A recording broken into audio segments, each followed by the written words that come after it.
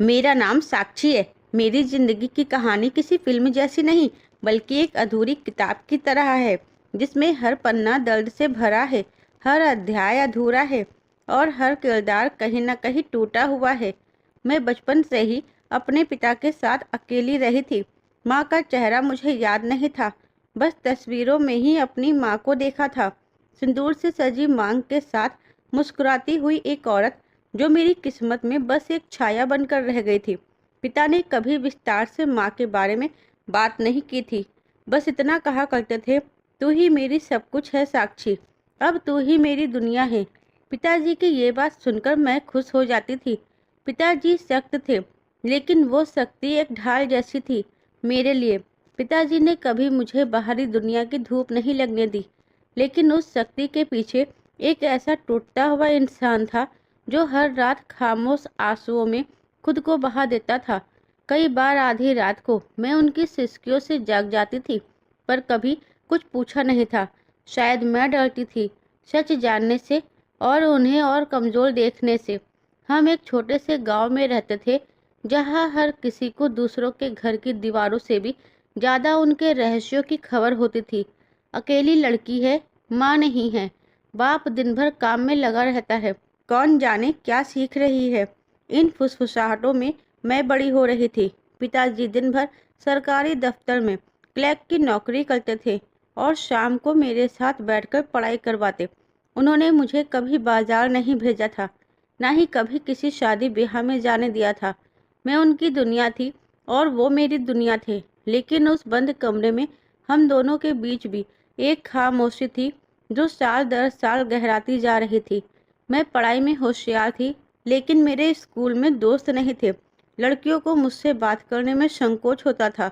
शायद मेरे पिता की सख्ती से डरती थी, और लड़के तो दूर ही रहते थे। मुझे कभी किसी लड़के से बात करने की इजाज़त नहीं थी, और मैंने भी कभी कोशिश नहीं की थी। मेरे लिए मेरे पिता ही सब कुछ थे, माँ, दोस्त, सलाहकार और रक्षक। पर एक दिन कुछ ऐसा हुआ जिसने मेरी सोच को झकझोर दिया। मैं 8वीं कक्षा में थी। स्कूल में वार्षिक उत्सव था और मैंने नाटक में हिस्सा लिया था। पिताजी ने पहले तो मना किया कि मैं इसमें हिस्सा नहीं ले सकती हूँ, पर मेरी जिद के आगे पिताजी झुक गए थे। उस दिन पहली बार उन्होंने मुझे सजते देखा था। जब मैंने साड़ी पहनी, बालों में गजरा लगाया और हल्का सा मेकअप किया, तो वो चुपचाप दरवाजे पर खड़े देखते रहे। उनकी आंखों में कुछ अजीब सा, जैसे डर, गर्व और कोई दबी हुई बेचैनी। तभी पिताजी ने मुझसे कहा था, तू बिल्कुल अपनी माँ जैसी लग रही है। पिताजी की बात सुनकर मैं खुश हो गई थी। उस रात पहली बार उन्होंने माँ की बात की थी। पिताजी मुझसे और कहने लगे थे, तेरी माँ बहुत खूबसूरत थी, मैं उसे दिल से चाहता था, पर शायद मैं उसके काबिल नहीं था। जब तू पैदा हुई वो चली गई। पिताजी की बात सुनकर मैंने परेशानी से पूछा था, कहा? मेरे सवाल पर उन्होंने कोई जवाब नहीं दिया था, बस खामोश होकर कमरे से बाहर चले गए थे। उस दिन के बाद मैं बदलने लगी थी। मेरे मन में सवालों का तूफान था। क्या माँ ने हमें छोड़ दिया था? क्या कोई और वजह थी? और मेरे जन्म से जुड़ा कोई रहस्य? लेकिन ये सब सोचकर मैं खुद को रोक लेती थी। मेरे पिता, जिन्होंने सब कुछ छोड़कर मुझे पाला था, क्या मैं उन पर शक कर सकती थी? समय बीतता गया था, मैं बड़ी हो रही थी और पिताजी बूढ़े। उनकी कमर झुकने लगी थी, आंखों पर चश्मा चढ़ गया था, पर सख्ती अभी भी वही थी। उन्होंने मुझे कॉलेज जाने की इजाज़त दी, पर सिर्फ तभी जब मैंने वादा किया था कि मैं सीधे कॉलेज जाऊंगी और सीधे लौटूंगी। मैं कोई दोस्त नहीं बना सकती थी, किसी से कोई मेलजोल नहीं रख सकती थी। मैंने अपने पिताजी की हर शर्त मानी थी, पर कहीं न कहीं मेरे अंदर एक ख्वाहिश पल रही थी, किसी से बात करने की, किसी से दिल की बात कहने की, किसी से ये पूछने की कि क्या दुनिया सच में इतनी खराब है कि पिताजी को अपनी बेटी को हर पल एक कैदी की तरह रखना पड़ता है। अपने घर की कैद से कॉलेज आकर मैं खुश थी। मुझे ये आज़ादी बहुत अच्छी लग रही थी। तभी एक दिन कॉलेज में एक लड़के ने मुझसे पेन मांगा था। उसके यूँ बात करने पर मैं घबरा गई थी। किसी लड़के ने पहली बार मुझसे सीधे बात की थी। मेरे हाथ कांप रहे थे। वो मुस्कुराया और बोला, डरो मत, मैं सिर्फ पेन मांग रहा हूँ, शादी का प्रस्ताव नहीं दे रहा हूँ। उसकी बात पर मैं हंसी थी और पहली बार मुझे महसूस हुआ कि मेरे अंदर भी कोई लड़की है जो हंस सकती है, मुस्कुरा सकती है और शायद प्यार भी कर सकती है। उस दिन घर आकर मैंने पिता से कुछ छिपाया था और ऐसा पहली बार हुआ था, और वो झूठ रात को मुझे सोने नहीं दे रहा था। मैं सोचती रही, क्या मैं गलत हूँ? क्या पिताजी से अब कुछ छुपाकर मैं गलत कर रही हूँ? फिर ये सोच भी मेरे मन में आती थी कि क्या मैं वाकई किसी और की तरह जिंदगी नहीं जी सकती? क्या एक लड़की को सिर्फ इसलिए सारी इच्छाएं दबा देनी चाहिए क्योंकि उसका बचपन पिता की छाव में बीता है? पिताजी की आंखों में मैं रोज अपना प्रतिबिंब देखती थी। वो मुझसे कुछ कहना चाहते थे, लेकिन शायद शब्द नहीं होते थे उनके पास। कई बार रात को बिस्तर के कोने में सिमटे हुए मैं उन्हें अपने तकिए के नीचे कुछ छिपाते देखती थी, शायद माँ की तस्वीरें या कोई पुरानी चिट्ठी, पर मैंने कभी देखने की हिम्मत नहीं की थी। एक दिन मैं रात को अचानक जाग गई थी। दरवाजे के नीचे से हल्की सी रोशनी आ रही थी। मैंने झांका। पिताजी पुराने बक्से से कुछ निकाल रहे थे। उनके हाथ कांप रहे थे। वो एक तस्वीर देख रहे थे, माँ की तस्वीर शायद। और फिर उन्होंने तस्वीर चूमी और बक्सा बंद कर दिया था। मुझे समझ नहीं आया कि वो तस्वीर में क्या ढूंढ रहे थे, प्यार, पछतावा या कोई जवाब। पर मुझे इतना जरूर समझ आने लगा था कि उनके अंदर भी एक टूटा हुआ इंसान था जो अपनी बेटी को दुनिया की बुराइयों से बचाते बचाते खुद से भी अलग होता जा रहा था। मैंने उसी दिन तय किया था, मैं उनका हाथ पकड़कर चलूंगी, चाहे वह कुछ भी ना कहे, मैं उन्हें समझूंगी। पर मैंने ये नहीं सोचा था कि कुछ साल बाद जब मेरे जीवन में तूफान आएगा तो मुझे ही यह समझ नहीं आएगा कि मेरा अपना कौन है और पराया कौन है। कॉलेज की लाइब्रेरी में बैठी मैं एक किताब के पन्नों में उलझी हुई थी, लेकिन ध्यान कहीं और था। पेन मांगने वाला वो लड़का, अभय, अब मेरी जिंदगी में एक परिचित चेहरा बन गया था। वो हमेशा मुस्कुराकर मिलता और धीरे धीरे वो मुस्कान मेरे मन में कुछ हलचल सी मचाने लगी थी। मैंने कभी किसी लड़के से बात नहीं की थी। अभय की बातें सीधी सादी होती थी और उसमें एक अपनापन था जो मेरे जीवन की चुप्पियों में गूंजता रहता था। वो मुझे कहानियां सुनाता, अपने परिवार की बातें करता और मेरी खामोशियों को समझने की कोशिश करता था। वो कभी ज़्यादा सवाल नहीं करता था, बस मेरी मौजूदगी को स्वीकार करता था। पर हर बार जब मैं घर लौटती, पिताजी की आंखों में वो चुप सवाल होते थे, आज क्या नया देखा दुनिया में? उनकी नज़रों से मुझे ऐसा लगता जैसे वो सब जान गए हों, लेकिन वो कुछ कहते नहीं थे और मैं कुछ बताती नहीं थी। कॉलेज के दूसरे वर्ष में मुझे एक लेख प्रतियोगिता में भाग लेने का मौका मिला। विषय था एक स्त्री की उड़ान। मैंने अपने मन की बात पहली बार कागज पर उतारी। एक लड़की के पंख उसके सपनों में होते हैं, लेकिन हर सपना उड़ने नहीं दिया जाता।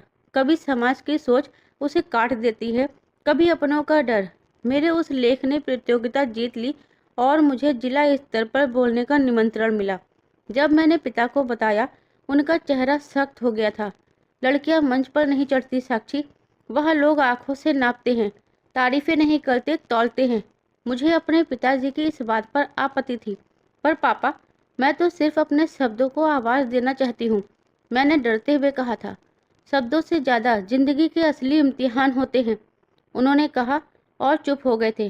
पिताजी की बात सुनकर मैंने मंच पर जाने का इरादा त्याग दिया, लेकिन वो लेख और उसमें छपी मेरी तस्वीर अखबार में छप गई थी।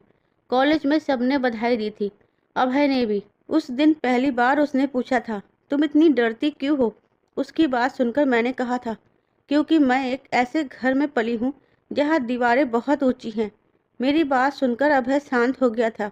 फिर बोला था, अगर तुम चाहो तो मैं तुम्हारी दीवारों में एक खिड़की बन सकता हूँ, बस इजाज़त देना सीखो। उसकी ये बात सुनकर मैं कुछ नहीं बोली थी, लेकिन उस दिन पहली बार मेरे मन में एक एहसास गूंजा था, प्यार का एहसास।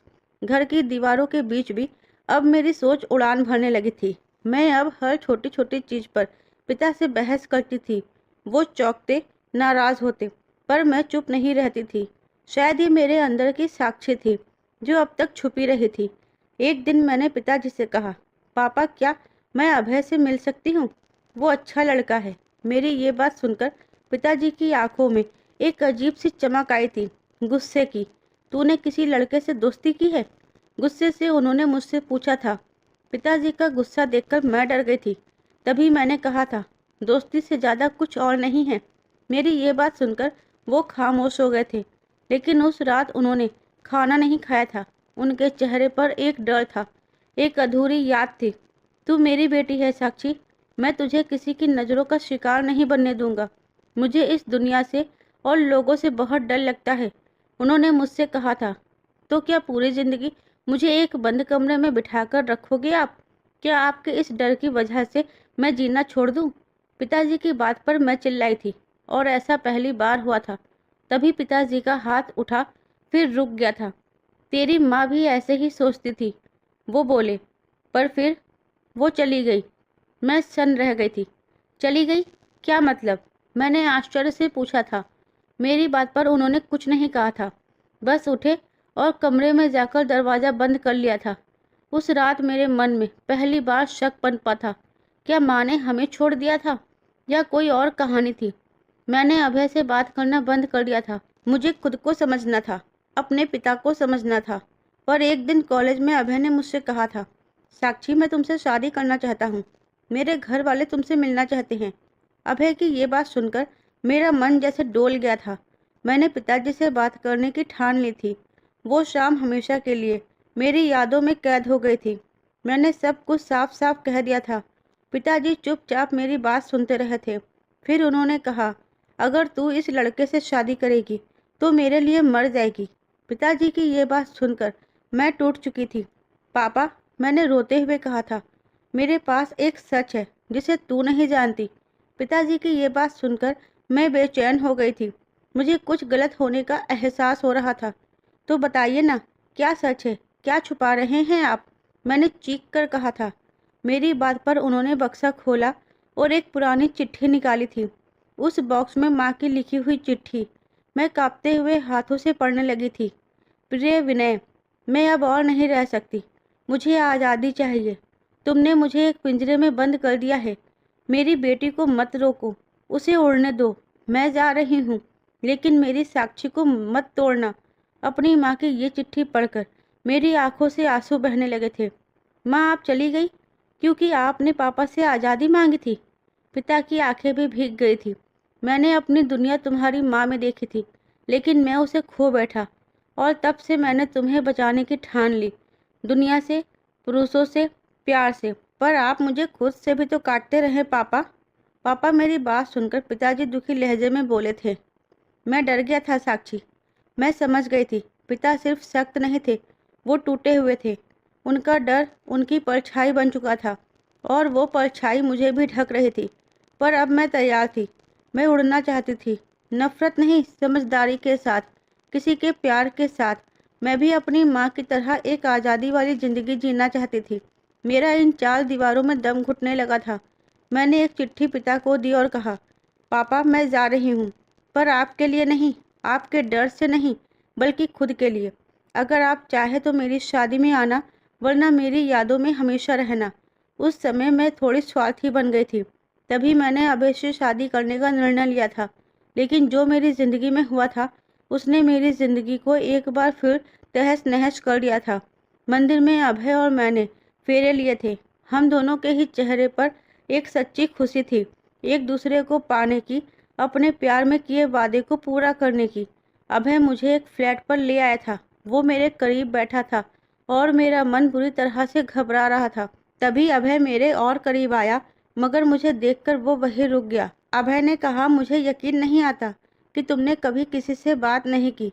फिर ये गर्व कैसे? अभय की ये बात सुनकर मैं हैरान रह गई थी।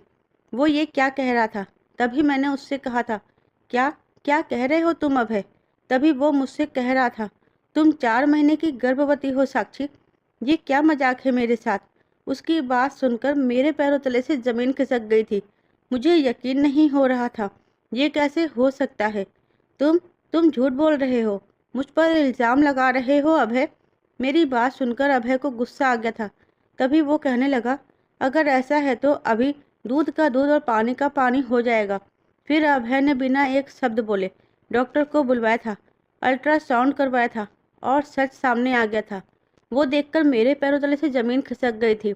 मुझे ऐसा लग रहा था जैसे किसी ने बहुत ऊंचाई से मुझे जमीन पर धक्का दिया था। मैं कहीं की नहीं रही थी। मेरी दुनिया उस एक रात में उलट पलट हो गई थी। अभय झूठ नहीं बोल रहा था। मैं सच में 4 महीने की गर्भवती थी और मुझे खुद नहीं पता था।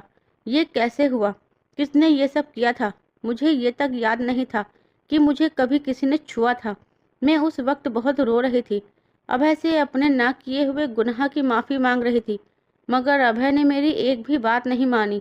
अभय ने मुझे मायके छोड़ दिया था, बिना एक सवाल पूछे, बिना मेरी बात का जवाब दिए। मैं घर लौटी थी, बिल्कुल टूटी हुई सी, शर्मिंदा और उलझन में डूबी हुई। पिताजी मुझे देखकर परेशान थे, मगर मैंने उनसे बात नहीं की थी, एक शब्द तक नहीं कहा था और अपने कमरे में बंद हो गई थी। और फिर वो रात आई जिसने मेरे जीवन की सबसे बड़ी परत खोली थी। आधी रात को मुझे बिस्तर पर कुछ गीलापन महसूस हुआ था। मैंने चौंक कर सर उठाया था और सामने मेरे पिता थे। उनकी आंखों से आंसू बह रहे थे और उनके हाथ कांप रहे थे। मैं अपने पिताजी को देखकर डर गई थी।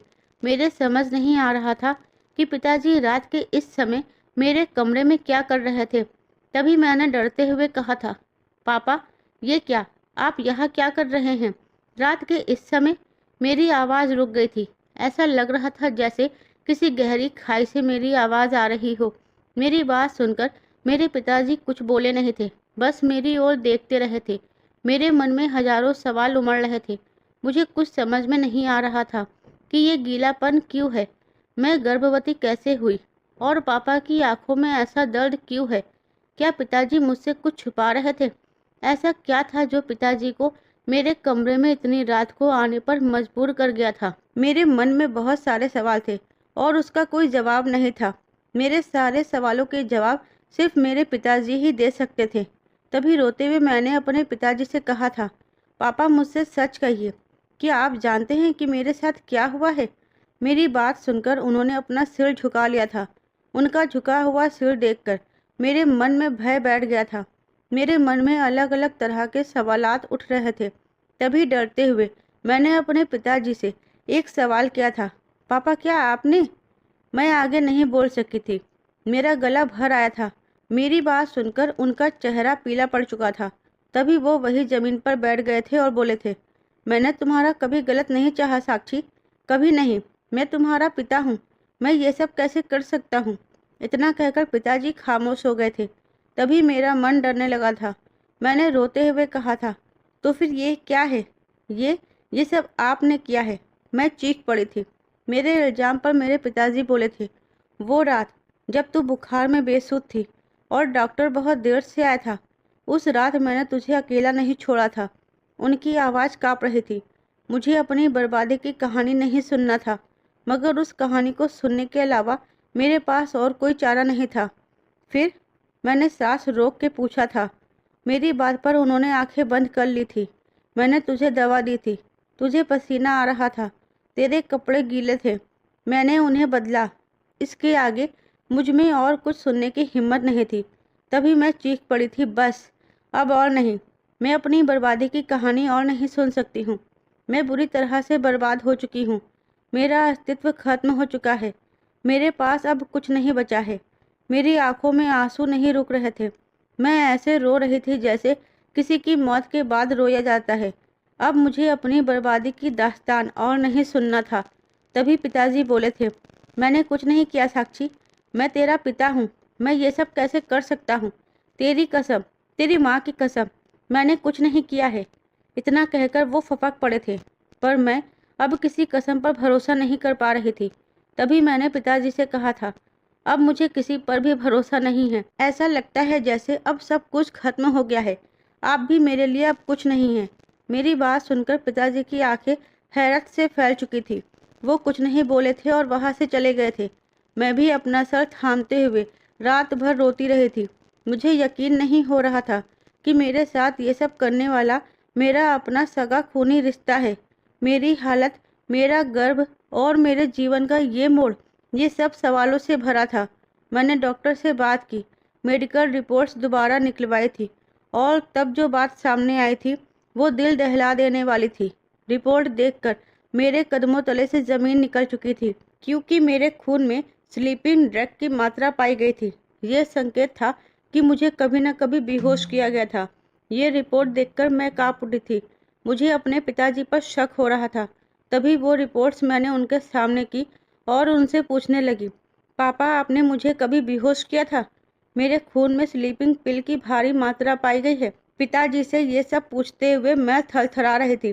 तभी पिताजी ने मुझे बेयकीनी से देखा था और कहा था, नहीं साक्षी, तू मेरी बेटी है, मैं इतनी नीच हरकत नहीं कर सकता हूँ। पिताजी की बात सुनकर मैं गुस्से में आ गई थी। तभी मैंने कहा था, अगर आपने भी किया है तो किसने किया है? इस घर में हमारे अलावा कोई नहीं रहता है। मेरी बात सुनकर उन्होंने जोर से कहा था, मैं तुझे किसी और से भी बचाना चाहता था, उस नौकर से, रवि से। मैंने उसे घर से निकाल दिया था जब उसने रात में तेरे कमरे में झांका था। पिताजी की बात सुनकर मैं चौंक उठी थी। वो ये क्या कह रहे थे? ये सारी बातें मेरी समझ से परी थी। तभी मैंने लड़खड़ाते हुए लहजे में कहा था, तो क्या ये सब मेरे साथ उस रवि ने किया है? तभी पिताजी ने मुझसे कहा था, एक रात मैं घर बहुत देर से आया था। उसी रात मुझे ऐसा लगा था जैसे तुम्हारे कमरे से कोई निकला था। मैं बहुत परेशान हो गया था। मुझे समझ नहीं आ रहा था कि रवि इतनी रात को तुम्हारे कमरे में क्या कर रहा था। रवि की उम्र भी मुझसे बड़ी थी और तुम भी उसको काका कहती थी। फिर मैं कैसे उस पर शक करता? रवि ने तुम्हें बचपन से पाला था और मैं भी रवि का बहुत सम्मान करता था। इसलिए मुझे उस पर शक होने के बावजूद भी शक नहीं हुआ था। मुझे लगा उस रात तुमने ही अपने किसी काम के लिए रवि को बुलाया होगा। मगर मेरी सोच गलत थी। ये सब तेरे साथ उस रवि ने ही किया है। उसने हमारे साथ विश्वासघात किया है।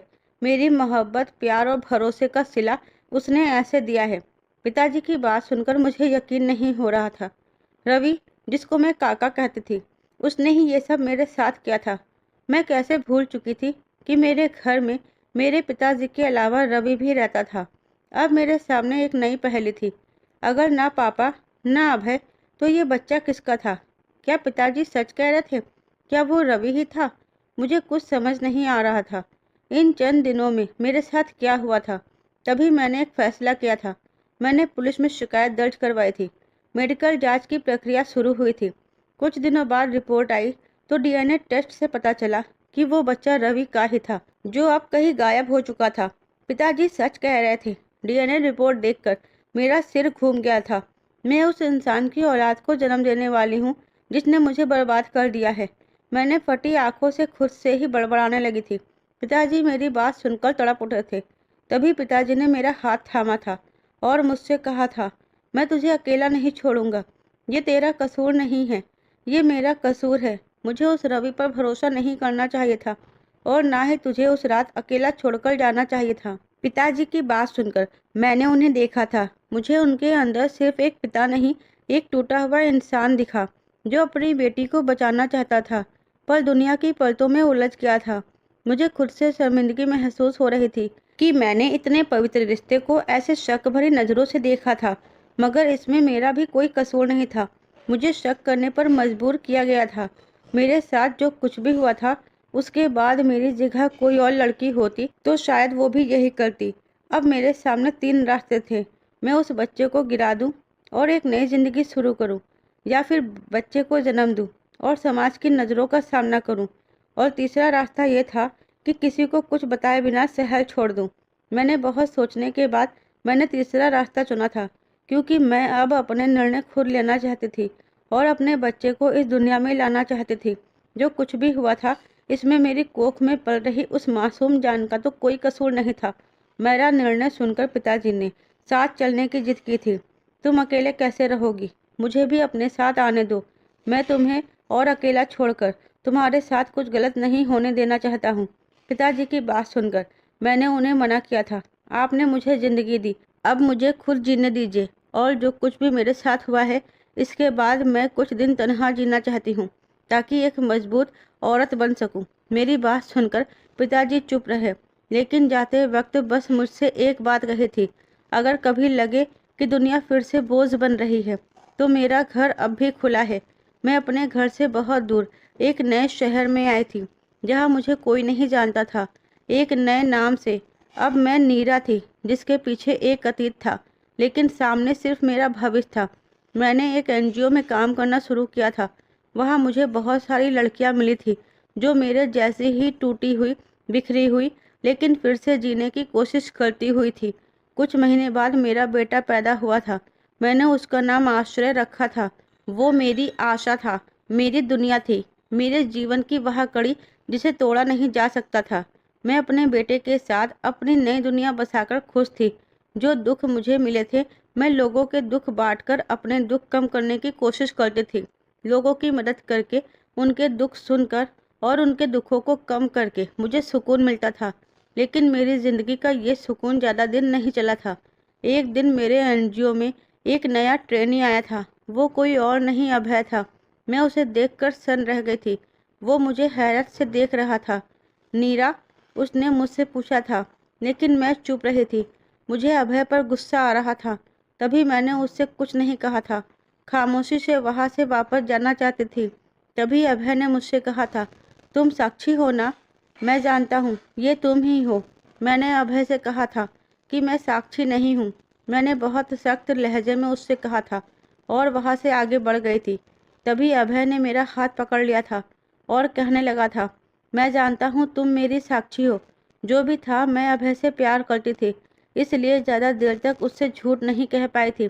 तभी मैंने अभय से पूछा था, तुम्हें कैसे मेरा एड्रेस पता चला? मेरी बात सुनकर अभय कहने लगा था, तुम्हारे पिताजी ने मुझे तुम्हारा पता भेजा था। मैंने उनसे बहुत माफ़ी मांगी थी, तब कहीं जाकर उन्होंने मुझे तुम्हारा पता दिया। अभय की बात सुनकर मेरी आंखें भर आई थी। तभी मैंने उससे कहा था, तुम तो मुझे छोड़कर जा चुके हो, फिर क्यों मेरी ज़िंदगी में वापस आए हो? मेरी बात सुनकर अभय मुझसे कहने लगा था, मैंने तुम्हें छोड़ा था क्योंकि मैं डरा हुआ था, गुस्से में था। पर जब मुझे सच्चाई पता चली तो खुद से नजरें नहीं मिला पाया। अभय की बात सुनकर मैंने उससे पूछा था, अब क्या चाहते हो तुम? अभय ने मेरी आंखों में देखकर मुझसे कहा था, तुम्हारा और आश्रय का साथ। उसकी बात सुनकर मैं चुप रही। बहुत देर तक फिर दोबारा पूछा, क्या तुम मेरे बच्चे को अपना नाम दोगे? तभी अभय ने मेरा हाथ पकड़कर मुझसे कहा था, मैं उसे अपना प्यार दूंगा, नाम से कहीं ज़्यादा। उसने कहा नहीं था, करके दिखाया था। और उस दिन मैंने जाना रक्त से नहीं, समझदारी और सहारे से रिश्ते बनते हैं।